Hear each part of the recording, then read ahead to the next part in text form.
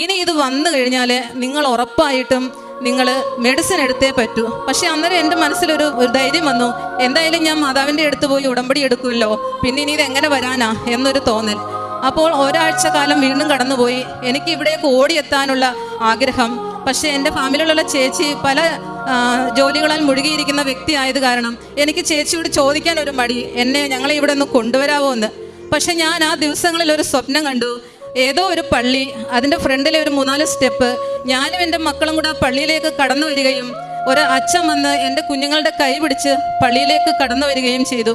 ആ സ്വപ്നം കണ്ട കാര്യം ഞാൻ അമ്മയുടെ അടുത്ത് പറയാനായിട്ട് പോയപ്പോൾ എൻ്റെ അമ്മ എന്നോട് അവൾ പറഞ്ഞു നാളെ റെഡി ആയിക്കോ, പള്ളിയിൽ കൊണ്ടുപോകാമെന്ന്. എനിക്കുണ്ടായ സന്തോഷത്തിന് അതിലില്ലായിരുന്നു. അങ്ങനെ ഞങ്ങൾ മെയ് 19, 2023 മെയ് 19 ഈ പുണ്യഭൂമിയിൽ കടന്നു വരികയും ഇവിടെ ഞാൻ എൻ്റെ കുഞ്ഞിൻ്റെ കാര്യമാണ് ആദ്യം തന്നെ നിയോഗം വെച്ച് പ്രാർത്ഥിച്ചത്.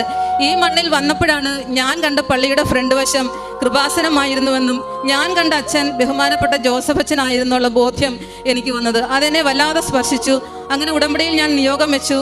പിന്നെ ഇവിടെ ഉടമ്പടിയിൽ കിട്ടിയ തൈലം അത് ഡെയിലി എൻ്റെ കുഞ്ഞിൻ്റെ നെറ്റിയിൽ പ്രാർത്ഥിച്ച് വിശ്വാസ പ്രമാണം ചൊല്ലി കുരിശ് വരച്ച് ഞാൻ ഒന്നേ പ്രാർത്ഥിച്ചുള്ളൂ, പരിശുദ്ധ അമ്മേ, ഇനി ഈ അസുഖത്തിൻ്റെ പേരിൽ ആ ഹോസ്പിറ്റലിൻ്റെ പടി ചവിട്ടാനുള്ള സാധ്യത ഞങ്ങൾക്ക് ഒരുക്കി തരരുത്. ഇത് മാത്രമാണ് ഞാൻ പ്രാർത്ഥിച്ചത്.